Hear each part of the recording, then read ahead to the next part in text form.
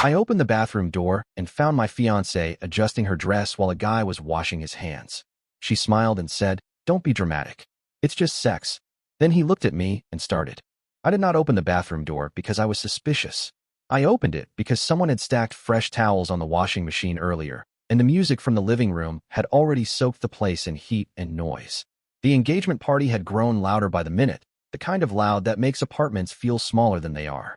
People were laughing, glasses clinking, feet moving in careless rhythms that did not belong to any single song. It was supposed to be one of those nights that blurs into a warm memory. It turned into something else the second the door swung inward. The first thing I noticed was how calm everything looked. The mirror was not fogged. The sink was clean. The light was bright and steady. Sloane stood near the counter, smoothing the side of her dress with slow, practiced movements, as if she had just come back from checking her makeup. A man I had never seen before stood at the sink, rinsing his hands carefully, drying them with a paper towel taken from under the cabinet. No scrambling, no panic, no rush to explain. The scene looked finished, not interrupted. Sloane turned her head, saw me, and smiled in a way that made my stomach drop. It was not a nervous smile. It was the same expression she used when she thought someone was overreacting to something minor. She said the words that would replay in my head later, said them casually, as if she were explaining a late delivery or a scheduling mix-up. She reduced what I had walked in on to something small, something technical, something unworthy of emotion. The man at the sink did not freeze. He did not flinch. He finished drying his hands, folded the towel neatly, and placed it on the counter. Then he looked at me, not with surprise, but with interest. That was the first moment I understood this was not an accident. Accidents have edges. This moment was smooth. I asked what was happening, because silence felt like surrender. My voice sounded steady, which surprised me. Sloane did not rush to answer. She adjusted the strap of her dress and glanced past me toward the hallway, listening to the music, the laughter, the clinking glasses. She seemed more annoyed by the timing than the situation. The man leaned back against the counter, crossing his arms, watching me the way someone watches a conversation they believe they have already won. He spoke before she did. He introduced himself as Blake Rowe, using a tone that suggested we had been circling each other for a while without meeting properly. He said my name correctly on the first try, which immediately told me more than any explanation could have. He knew who I was. He knew where he was standing. He knew exactly what this looked like. I asked him why he was in my bathroom. He did not answer directly. Instead, he glanced at Sloane, as if checking whether she wanted to take this part. She gave a small shrug, the kind that communicates permission without commitment. That was when Blake explained, in a calm and almost instructional way, that this had been planned. Not hidden, not rushed, not improvised. Planned. The word hung in the air heavier than anything else. Plan meant time. Plan meant repetition. Plan meant other nights, other rooms, other moments I had never questioned. I felt something shift inside my chest, not pain yet, but pressure. Sloane crossed her arms and leaned against the doorframe, effectively blocking the exit. It was subtle, but it mattered. This conversation was not going to be brief. I asked how long. Blake answered without hesitation. He did not give a number, but he gave a time frame by referencing events, trips, weekends I remembered clearly. He spoke in a way that suggested these details were shared knowledge between him and Sloane, not secrets. The speed at which he talked made it clear he believed I was behind the curve, not just catching up. Sloane finally stepped in, not to deny anything, but to manage the situation. She told me this was not what it looked like in the dramatic sense people usually imagine. She framed it as something physical, separate, compartmentalized, something that did not threaten what she called the real structure of our relationship. She spoke the way people speak when they are trying to keep control of a narrative that has started slipping. I asked why he was still here. That question changed the energy in the room. Blake smiled, not because it was funny, but because it gave him an opening. He said he was invited. Not as Blake Rowe, but under another name. A friend of a friend. Someone who blended easily into a crowded apartment full of people who assumed they knew everyone worth knowing. He mentioned conversations he had overheard earlier that night, jokes that landed because people thought he was harmless background. That realization hit harder than the initial discovery. He had been in my living room. He had been holding a drink. He had listened to people congratulate us. He had watched my parents on video call, smiling and offering advice. The bathroom was not the beginning of this moment. It was the point where the layers peeled back. I stepped further into the bathroom, closing the door behind me. The music outside muffled slightly, as if the world had decided to give us privacy at the worst possible time. Sloane noticed and frowned, not out of fear, but irritation. She asked me to calm down, which was strange because I had not raised my voice or moved aggressively. Calm, in that moment, meant compliant. Blake shifted his weight and explained something that reframed everything again. He said this was not the first time Sloane had been caught. He said she had always believed honesty after discovery was cleaner than secrecy forever. That sentence landed like a confession disguised as wisdom. It suggested a pattern, a philosophy, a method. He spoke as if this were a known cycle with predictable stages. I looked at Sloane, waiting for her to contradict him. She did not. Instead, she corrected a detail, something minor about timing, which told me the larger framework was accurate. She was not defending herself. She was refining the story. I asked who else knew. Blake answered again, listing names casually, including people I had shaken hands with earlier that night. People who had hugged me. People who had laughed at my jokes. The room began to feel smaller, the air heavier. This was not just betrayal. It was social architecture collapsing. Sloane tried to redirect the conversation toward practicality. She talked about the party, about not causing a scene, about handling this later when emotions were lower. The irony of asking for discretion after months of calculated openness was not lost on me. I realized then that she did not fear consequences. She feared inconvenience. Blake added one more detail that changed the stakes entirely. He explained that his involvement was not limited to this relationship. He mentioned meetings, discussions, plans that extended beyond personal boundaries. He referenced Sloane's family, not in passing, but with familiarity. He described shared interests, mutual benefits, arrangements that required trust. The kind of trust that should never have included my name. That was the moment something hardened inside me. The bathroom no longer felt like a place of discovery. It felt like a negotiation room I had been dragged into without consent. The engagement party outside continued, oblivious, while the foundation beneath it cracked quietly. I told them both to explain everything from the beginning, slowly, without skipping details. Sloane laughed softly and said that was unnecessary. That context would only confuse me more. Blake disagreed. He said clarity was overdue. That disagreement between them, brief as it was, revealed a fault line I had not noticed before. They were aligned, but not identical. As Blake started to speak again, I realized something else. This conversation was not happening because I had walked in at the wrong time. It was happening because they believed I would eventually need to be brought up to speed. The bathroom was not a mistake. It was a threshold. Outside, someone knocked lightly on the door, asking if everything was okay. Sloane answered smoothly, telling them we would be right out. Her voice did not shake. The performance resumed instantly. When she turned back to us, the smile was gone, replaced by something colder, more focused. Blake looked at me and said that once this door opened again, things would move faster than I expected. He said people would choose sides, stories would spread, and control would matter more than truth. He said this almost helpfully, as if offering advice rather than issuing a warning. I did not respond immediately. I was busy understanding that this was only the first layer. Whatever I thought my life looked like an hour earlier was already outdated. The bathroom door had closed behind me, and with it, any chance of pretending this was a private problem. When I finally spoke, I told them the party was over. Not later.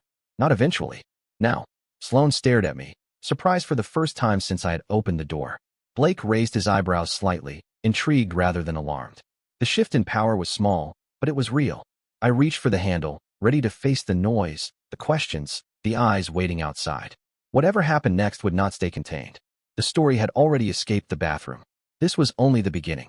The moment I opened the bathroom door, the noise rushed back in like it had been waiting.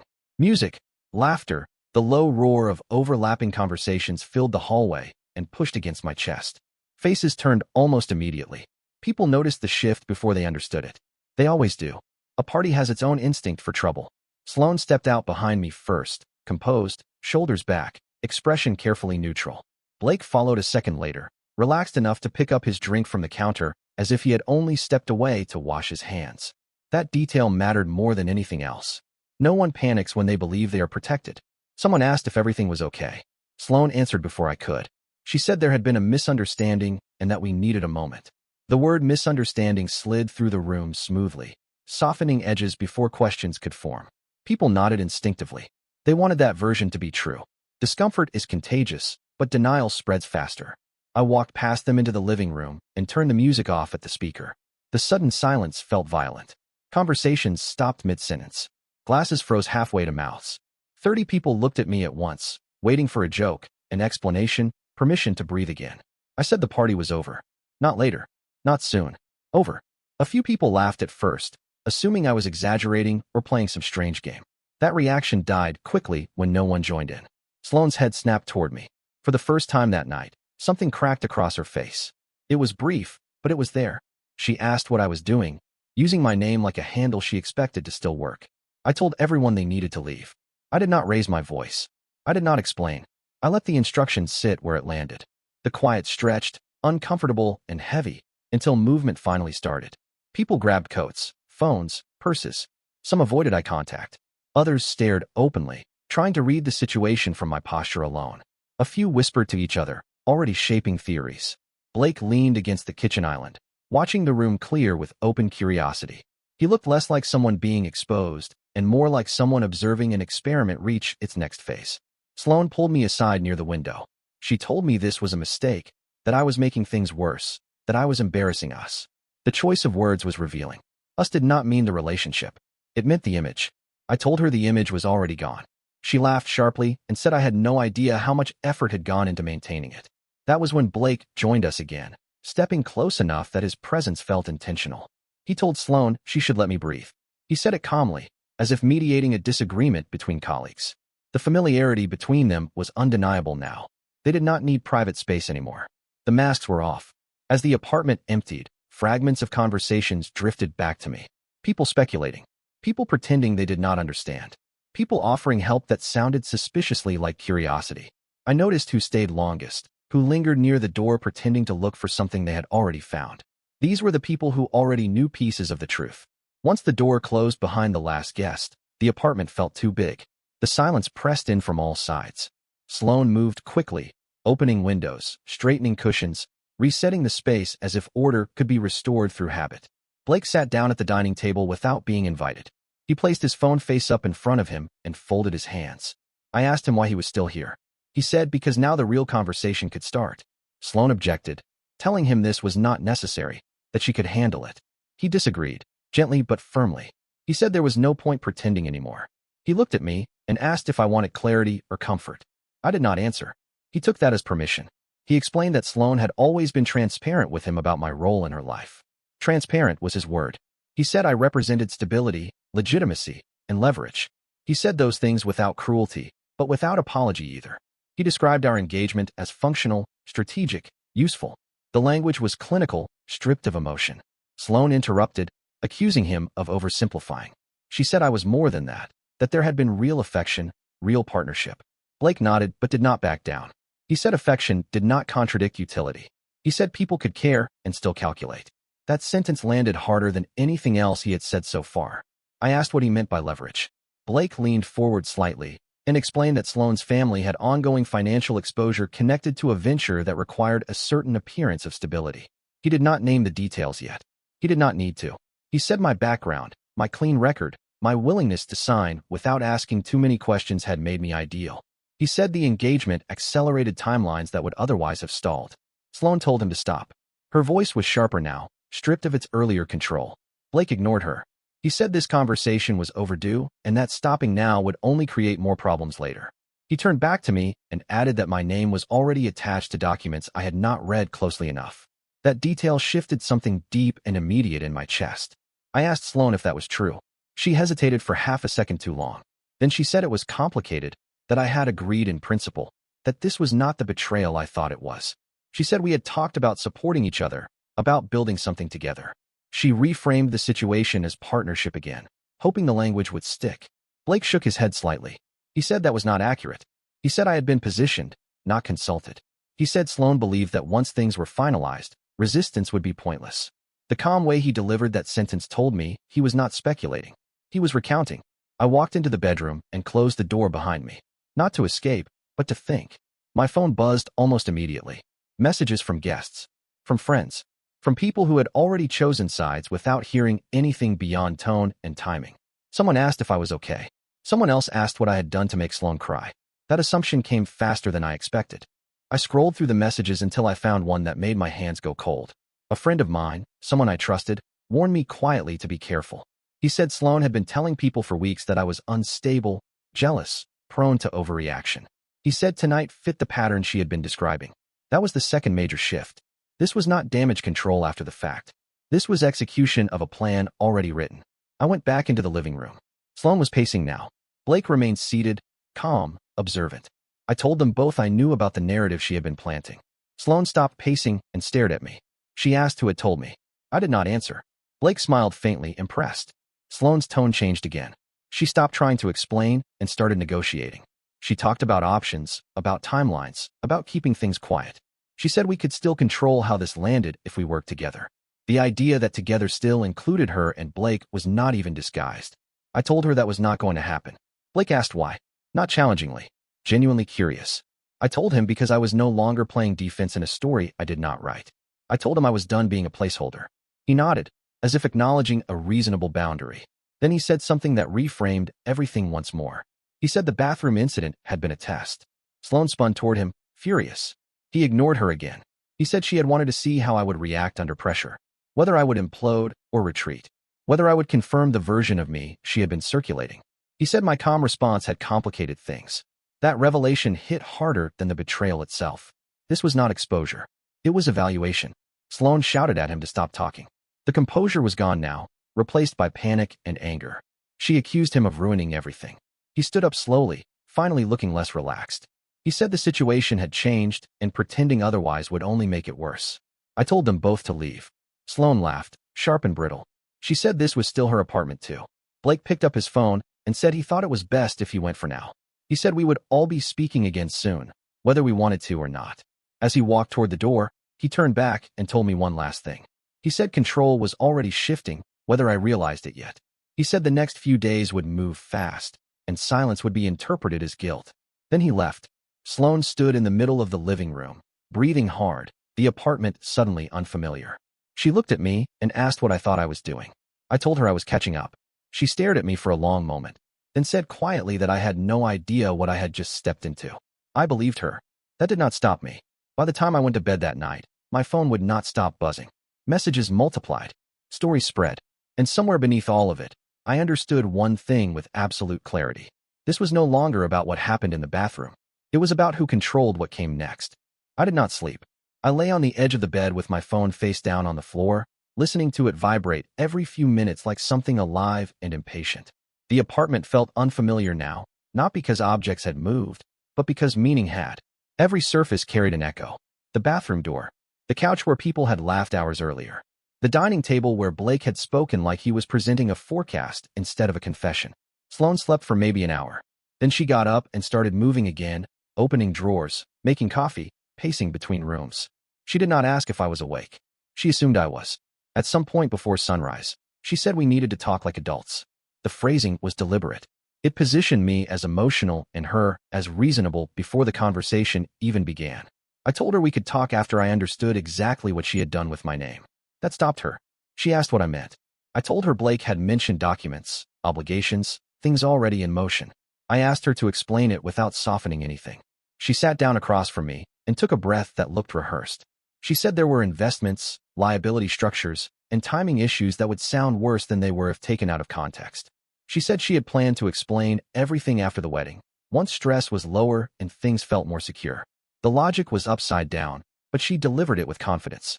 She said love was not just emotion, it was alignment. She said we were aligned on outcomes, even if we had not discussed every step. She said I was overreacting because I had been caught off guard, not because anything truly dangerous had happened. I asked her why Blake felt comfortable contradicting her in my own apartment. She hesitated again. Then she admitted that Blake had leverage of his own.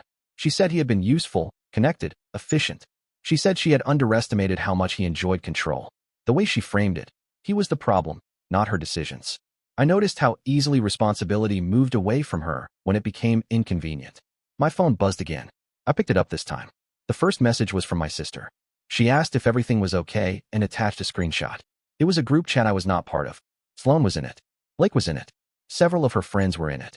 The messages were already hours old. They were not panicked. They were strategic. I scrolled. I saw my name used like a variable. Predictive language. Someone asked if I had blown up yet. Someone else said I seemed quieter than expected. Blake replied that silence could be managed if framed correctly. Sloane responded with a single sentence telling everyone to pause and wait for her signal.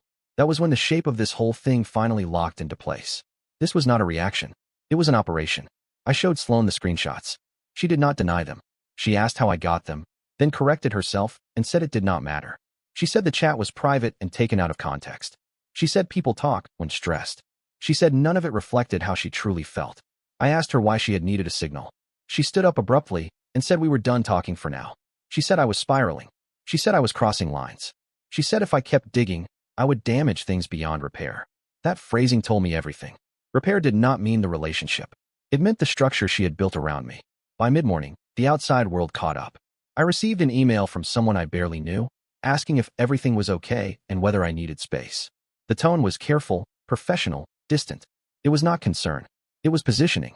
An hour later, another message came in, this one more direct. Someone told me I should be careful about how I spoke publicly because stories were already circulating. I asked what stories. They sent me a link. It was a post, already gaining traction. No names, just details. An emotionally unstable fiancé. An argument at an engagement party. A woman forced to manage a situation alone while protecting guests. The implication was clear without being explicit. Anyone who knew us could connect the dots. Anyone who did not would still absorb the shape of the narrative. Sloan denied posting it. I believed her. She did not need to. The system was already in motion. I left the apartment and walked until my legs burned. The city moved around me normally, which felt insulting. People bought coffee. Dogs pulled at leashes. Life continued as if nothing had fractured. I called one person I trusted completely. He listened without interrupting. When I finished, he was quiet for a long moment. Then he told me something I had not expected. He said he had been warned to stay out of this. Someone had reached out to him days earlier, before the party, suggesting there might be issues and that it would be best not to get involved. The warning had come indirectly, phrased as concern, but the message underneath was clear. Stay neutral. Stay quiet. Do not interfere. That confirmed the timeline. The bathroom was not the start. The party was not the start. This had been unfolding long before I knew there was anything to see. When I got back to the apartment, Sloan was gone. She had taken her laptop and a small bag. On the kitchen counter, she had left a note telling me we both needed space and that she would reach out when things settled. The phrasing assumed authority over time itself. My phone buzzed again. This time it was Blake. He asked if we could talk. Against my better judgment, I agreed to meet him in a neutral place. I did not want him inside the apartment again. I did not want that familiarity to return. We met in a cafe 2 blocks away. He arrived early. He always arrived early. He told me he was not surprised by how fast things were moving. He said once systems like this activate, they rarely slow down on their own. He said Sloan was panicking now because she had expected a different reaction from me. He said my refusal to explode had made me unpredictable. I asked him why he was telling me this. He said because the situation had changed again. He explained that there was internal disagreement now. Some people believed Sloan had pushed too far. Others believed I was becoming a liability simply by existing calmly. He said my silence was disrupting the narrative more than any outburst would have. He said people were starting to ask questions not because they cared about me, but because inconsistency makes investors nervous. That was when he revealed the third twist. He said the bathroom incident had been designed to end the engagement quickly, with me positioned as the problem. He said the expectation was that I would react emotionally, confirm the instability narrative, and make it easy to sever ties cleanly. He said my composure had forced a recalculation. I asked him why he was admitting this now. He said because if the recalculation went the wrong way, everyone involved would start protecting themselves. He said I should understand that self-preservation would not be subtle. He said this calmly, like someone discussing weather patterns. I realized then that Blake was not warning me. He was measuring me again. I told him I was not interested in negotiating my own erasure. He smiled and said that was exactly the problem. By the time I left the cafe, my phone had exploded again. New messages, new tones, some apologetic, some distant, some suddenly supportive. The shift was noticeable. The narrative was wobbling. That night, I received confirmation that sealed it. A contact forwarded me an internal message meant for someone else. In it, Sloan was described as overextended, emotional, reckless, the very words she had been attaching to me. The conclusion suggested damage control might require distancing from her. I sat with that information for a long time. The bathroom had been a trap. The party had been a test. The aftermath was a race. And for the first time since this began, I understood something clearly. They were no longer sure who the problem was.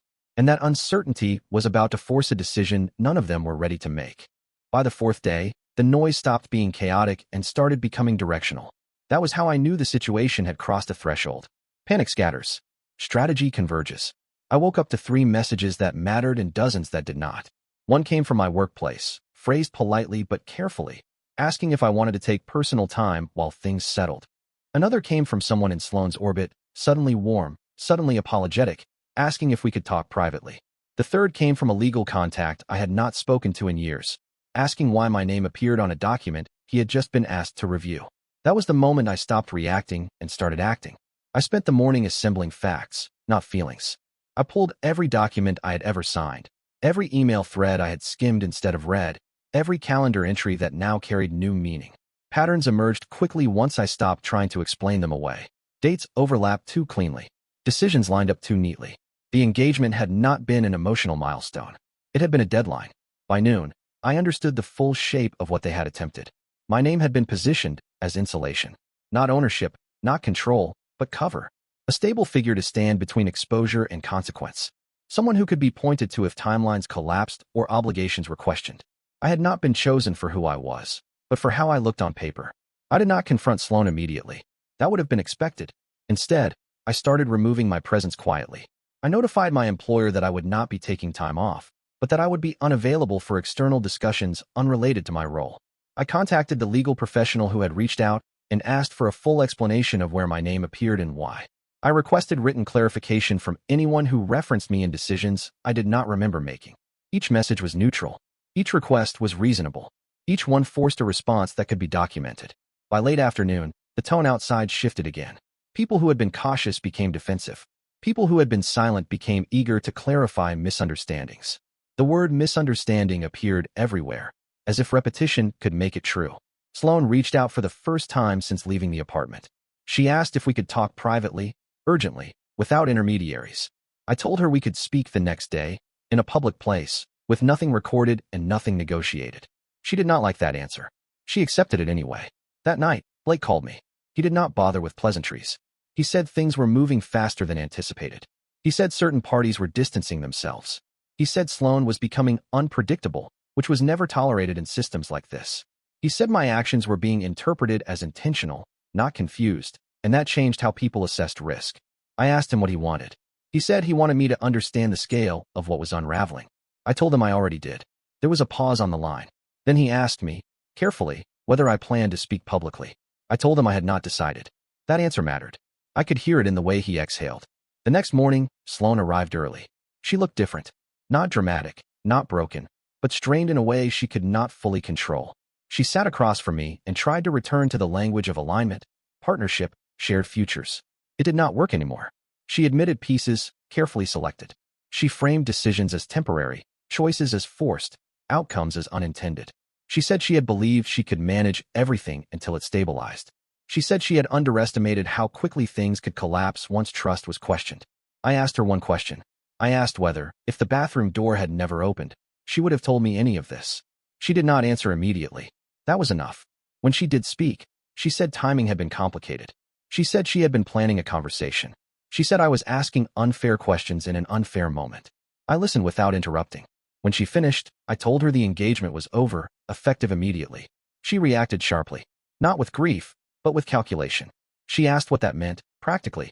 She asked about timelines, announcements, mutual statements. She asked whether I planned to make things difficult. I told her I planned to make things accurate. That was when her composure finally broke. She accused me of trying to ruin her. She said I was punishing her for being honest. She said I had benefited from her ambition until it no longer suited me. The inversion was almost impressive. I stood up and told her we were done talking. Within hours, consequences began arriving without anyone needing to announce them. Partnerships paused. Meetings were postponed indefinitely. People stopped returning calls. Invitations disappeared. The same social architecture that had once protected Sloan now closed ranks without her inside. Blake attempted to intervene once more. He sent a message suggesting we could still find a mutually beneficial resolution if we aligned quickly. I did not respond. That silence mattered more than any argument. By the end of the week, the narrative outside had fractured beyond repair. Too many versions. Too many contradictions. People who had spoken too confidently earlier started retracting statements quietly. The instability label shifted, as it always does, toward whoever could no longer control the story. I moved out of the apartment on a Tuesday morning while the building was quiet. I left nothing behind that required explanation. No notes. No gestures. Just absence. The bathroom door stayed where it was. The scene that started everything became irrelevant faster than anyone expected. What remained were records, decisions, and outcomes that did not care how they were framed. Sloan tried once more to contact me weeks later, after the damage had settled into permanence. I did not respond. There was nothing left to negotiate. The engagement did not end dramatically. It ended definitively. And the thing that surprised me most, once the noise finally faded, was not how much had been taken from me. It was how quickly my life regained clarity once I stopped being useful to people who never planned to protect me.